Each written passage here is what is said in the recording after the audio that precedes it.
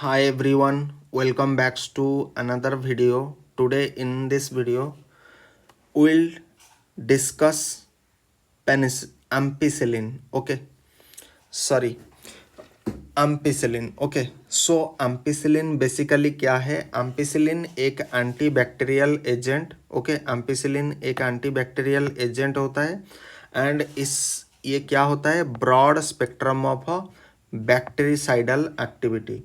सो ampicillin जो होता है वो जनरली ग्राम पॉजिटिव बैक्टीरिया के अगेंस्ट में बहुत अच्छा काम करता है.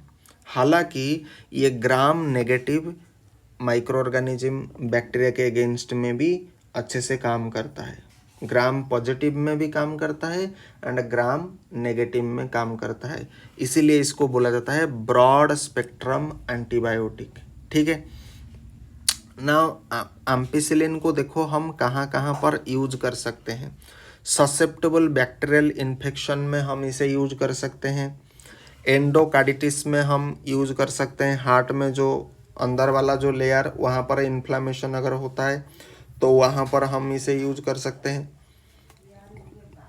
टाइफाइड फीवर में हम इसे यूज कर सकते हैं. मेनिंजाइटिस ब्रेन का जो लेयर होता है तो वहाँ पर मेनिंजिस में इन्फ्लामेशन होने से वहाँ पर हम इसे यूज कर सकते हैं. लिस्टेरिया इन्फेक्शन में हम इसे यूज कर सकते हैं एंड यूरिनरी ट्रैक्ट इन्फेक्शन में भी हम एम्पिसिलिन को यूज कर सकते हैं. नाउ अगर हम ससेप्टेबल बैक्टीरियल इन्फेक्शन, तो मोटे तौर पर आप इसे बैक्टीरियल इन्फेक्शन कह सकते हो. ठीक है.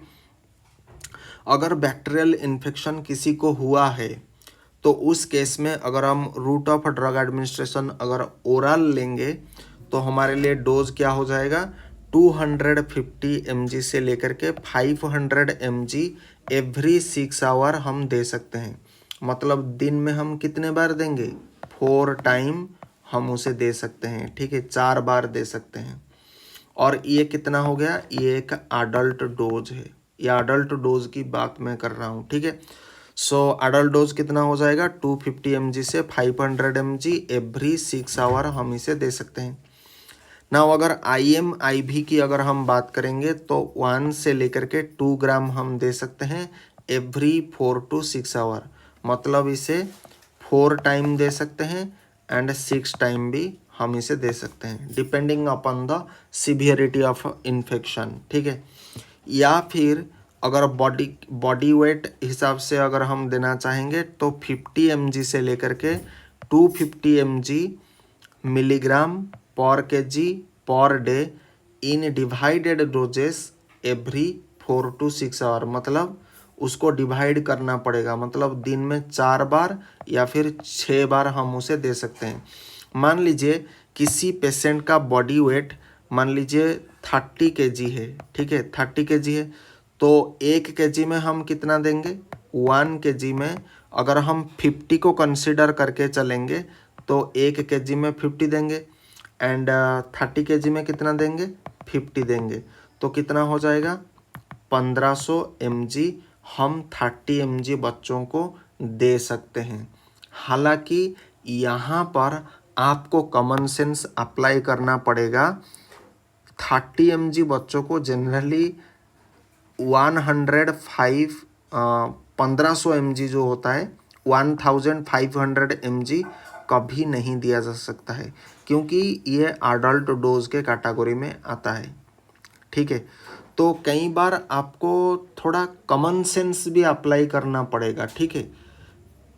ऑफिशियल डाटा में ये बताया गया है एंड यही चीज़ मतलब एक पढ़ने वाला जो इंसान होता है उसके एंड जो काम करने वाले जो इंसान होते हैं मतलब जो ऑलरेडी प्रैक्टिकल फील्ड में काम कर रहे हैं उन दोनों के बीच में यही अंतर है. इतना कॉमन सेंस. ठीक है. तो आप अगर सिर्फ केजी वाइज अगर इसे कई बार होता है बॉडी वेट को अगर बॉडी वेट के हिसाब से आप अगर ड्रग दोगे तो कहीं ना कहीं ठीक है.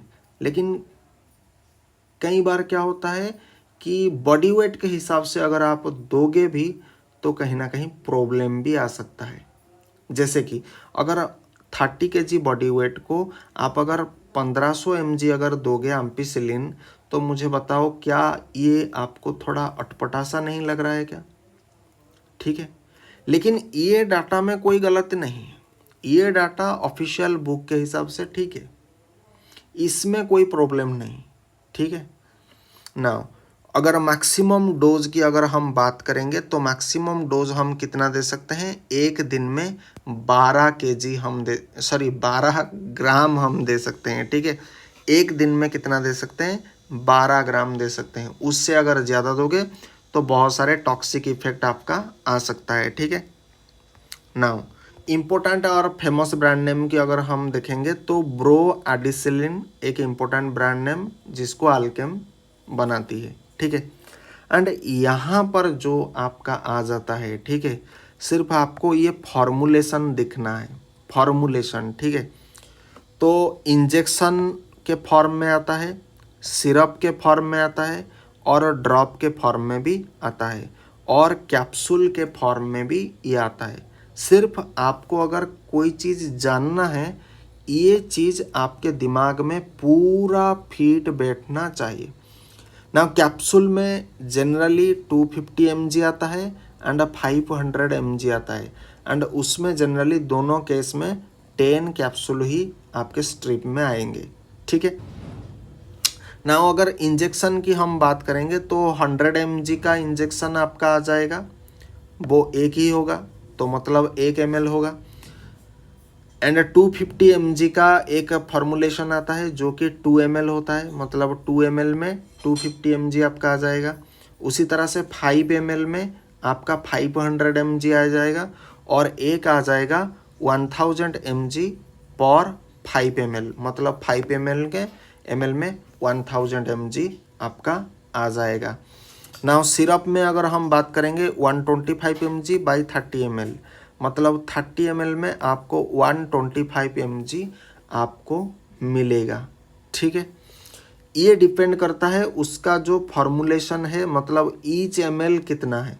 ठीक है, उस हिसाब से डोज कैलकुलेट होता है। ठीक है, यहाँ पर टोटली 30 ml का क्वांटिटी बताया गया है, लेकिन एक होता है ना, एक होता है 30 ml, तो 30 ml टोटल आपका जो कंटेनर होगा जहाँ पर इस सिरप को रखा जाएगा वो होता है 30 ml ना। उसका फॉर्मूलेशन कैसे होता है ये डिपेंड करता है अलग, जैसे कि मान लीजिए हो सकता है ईच ml कंटेन 2.5 mg, या फिर ईच ml कंटेन आपका हो सकता है 50 mg, कुछ भी ऐसा हो सकता है। तो वो जो फॉर्मूलेशन जो होता है उसके हिसाब से ये होता है। ठीक है ना, अभी फ़ोटो नहीं है, फ़ोटो मुझे नहीं मिला है, कोशिश मैं करूँगा, अगर फ़ोटो होगा तो आपको मैं समझा दूँगा। ठीक है ना, अगर ड्रॉप की फॉर्म की अगर हम बात करेंगे तो 100 mg आता है, एंड उसका जो क्वांटिटी होता है वो 10 ml होता है। स्ट्रेंथ कितना? 100 mg, क्वांटिटी कितना? 10 ml। आपका जो डोसेज फॉर्म का जो होता है वो कौन सा फॉर्म में आता है? ड्रॉप फॉर्म में आता है। ठीक है, सिर्फ आपको इतना याद रखना है। नाउ देखो, जैसे कि हमने यहाँ पर एक फोटो लगाया है, ये हो गया आपका एम्पिसिलिन का इंजेक्शन, एंड ये हो गया आपका ब्रो एडिसिलिन 500 mg, ये आपका ब्रांड नेम हो गया।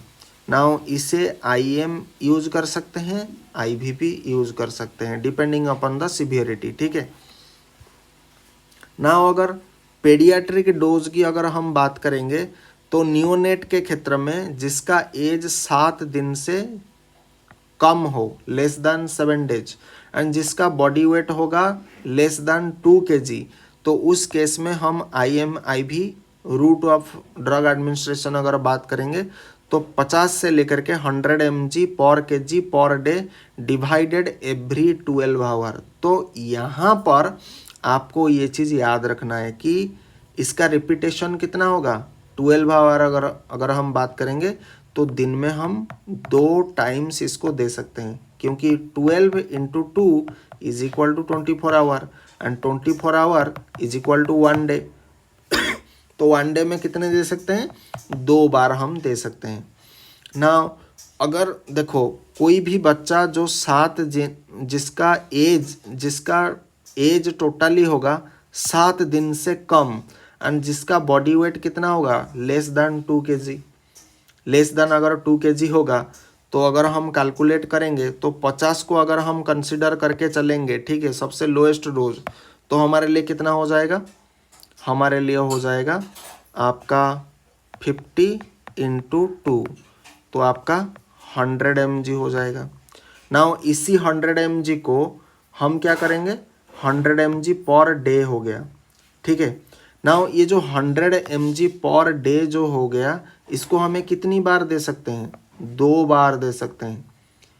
लेकिन अगर यहाँ पर मैं 100 mg पर डोज अगर लिख दूंगा तो आपको इसे टोटली एक ही बार देना पड़ेगा, क्योंकि हमने यहाँ पर मेंशन किया है कि 100 mg पर डे हम दे सकते हैं, एंड डे में भी किस तरह से दे सकते हैं, एवरी 12 आवर हम दे सकते हैं, ठीक है। तो हमारा फाइनल कैलकुलेशन कितना आया, 100 mg पर डे, ठीक है।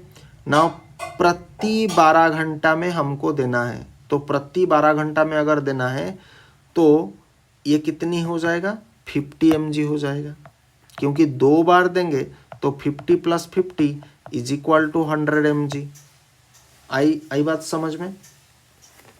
या फिर कई लोग होते हैं इसे एट ए टाइम दे सकते हैं, लेकिन मैं हमेशा कहूँगा एट ए टाइम नहीं देना है, क्योंकि जो बच्चा का जो एज है वो टोटली आपका 7 डेज है, एंड उसका केजी भी कितना है, लेस देन 2 kg है।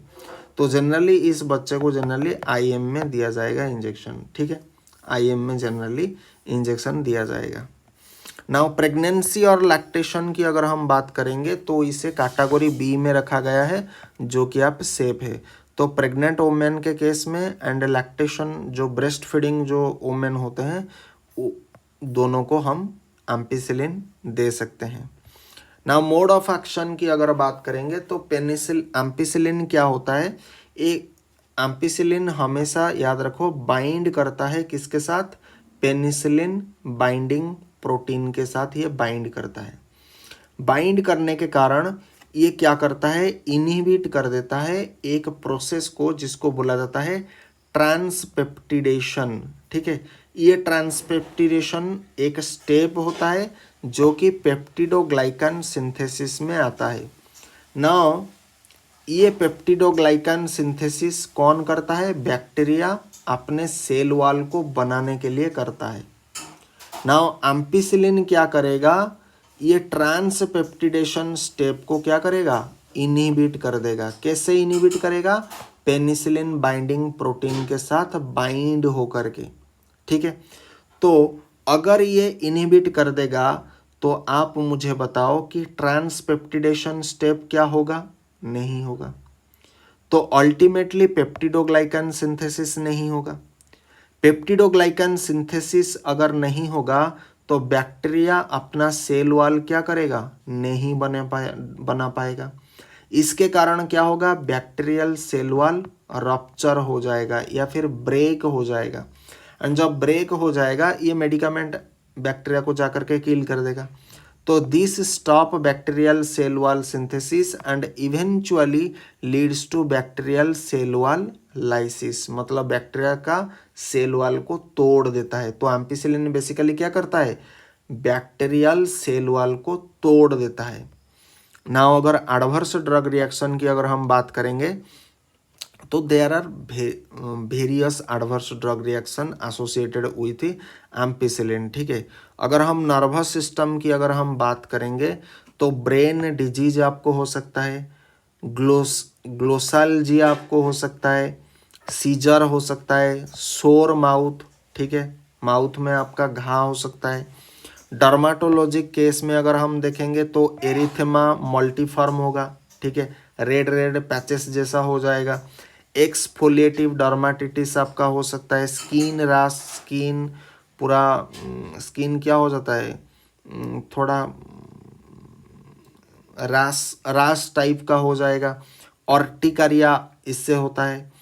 एंड गैस्ट्रोइंटेस्टिनल सिस्टम की अगर हम बात करेंगे तो डायरिया होगा, एंटेरोकोलाइटिस होगा, ग्लोसिटिस होगा, मेलानोग्लोसिया होगा, कैंडिडियासिस होगा, स्यूडो मेम्ब्रानस कोलाइटिस होगा, स्टोमाटिटिस होगा, नजिया होगा, वोमिटिंग होगा। अच्छा, ये जितने भी एडवर्स ड्रग जो रिएक्शन होता है, इससे हमें इतना घबराना नहीं चाहिए, क्योंकि ये बहुत ही माइन्यूट केस में होता है। ठीक है, इसके लिए आपको इतना चिंता करने की आवश्यकता नहीं है।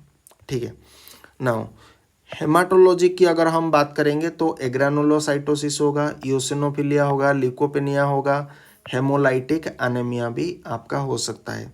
हेपाटिक की अगर हम देखेंगे लिवर के, तो increased serum AST level, serum का एएसटी लेवल क्या हो जाएगा, बढ़ जाएगा। हाइपर सेंसिटिविटी रिएक्शन में आपका एनाफाइलेक्सिस हो सकता है।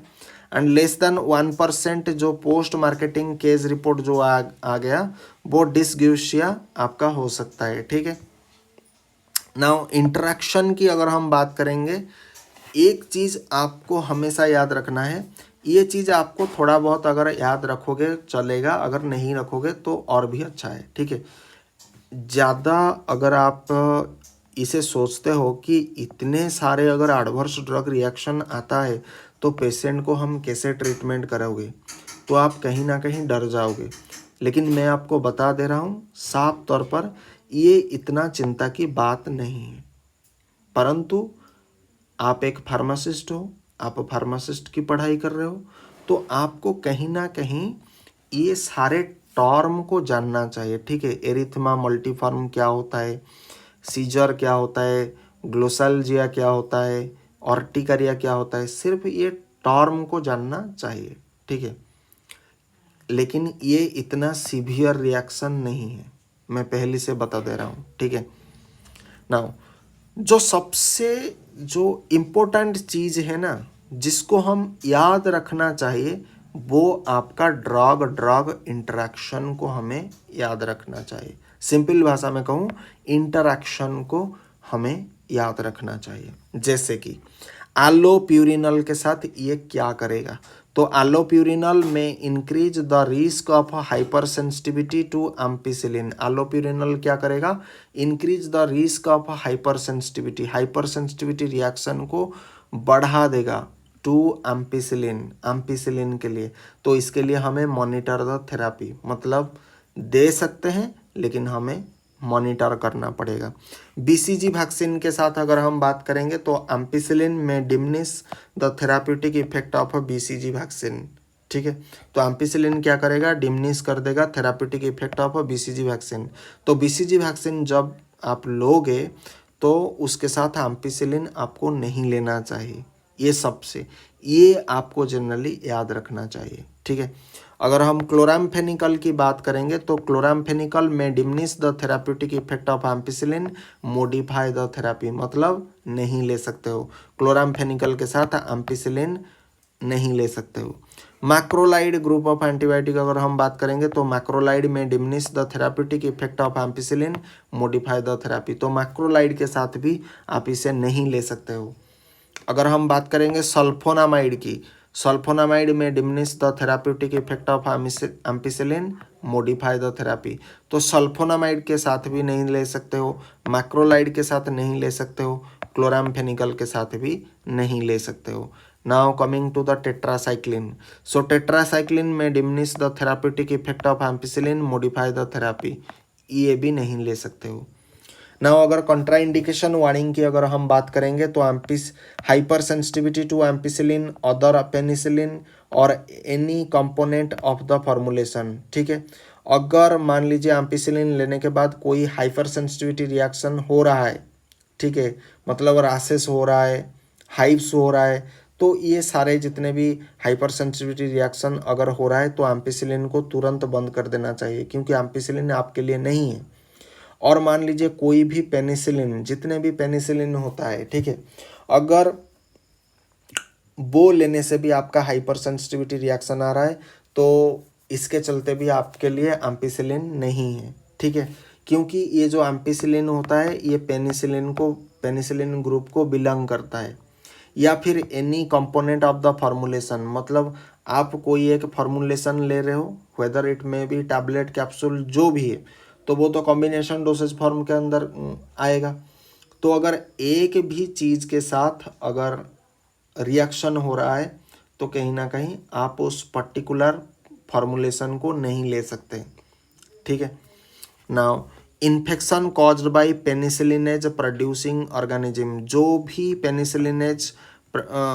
जो भी ऑर्गेनिज्म जो कि पेनिसिलिनेज प्रोड्यूस करता है जनरली उस इन्फेक्शन के क्षेत्र में, ठीक है, आप उसे नहीं ले सकते हो, ठीक है। नाउ पेनिसिलिन अगर हम एम्पिसिलिन अगर हम ले रहे हैं तो कौन सी ऐसी क्राइटेरिया है जहाँ पर ज़्यादा रिस्क हो सकता है। पहला चीज़ हाइपर सेंसिटिविटी रिएक्शन के क्षेत्र में, हाइपर सेंसिटिविटी रिएक्शन अगर हो रहा है तो आप एम्पिसिलिन को तुरंत बंद कर दीजिए, ठीक है। अगर रैशेस ज़्यादा हो रहा है तो आपको एम्पिसिलिन नहीं लेना है। फंगल हो गया, बैक्टीरियल सुपर इन्फेक्शन हो गया इंक्लूडिंग क्लोस्ट्रीडियोइडेस, जिसको पूर्व में क्या जाना जाता है, क्लोस्ट्रीडियम डिफिसिल, ठीक है, एसोसिएटेड डायरिया, जिस डायरिया के साथ क्लोस्ट्रीडियम डिफिसिल जुड़ा हुआ है या फिर स्यूडोमेम्ब्रेनस कोलाइटिस, सो उस क्षेत्र में ये जनरली अधिक रिस्क होगा, ठीक है, तो इसलिए नहीं लेना है। एंड कौन से ऐसे क्षेत्र है जहाँ पर हम तो ले सकते हैं लेकिन सतर्कता के साथ। आस्थमाटिक पेशेंट ले सकता है लेकिन सतर्कता के साथ, मतलब यहाँ पर हम सारे चीज़ को मॉनिटर करेंगे। Patient with infectious mononucleosis, infectious mononucleosis के क्षेत्र में हम एम्पिसिलिन को नहीं ले सकते हैं। ये सारे टर्म मैं बाद में आपको एलाबरेट कर दूंगा, ठीक है।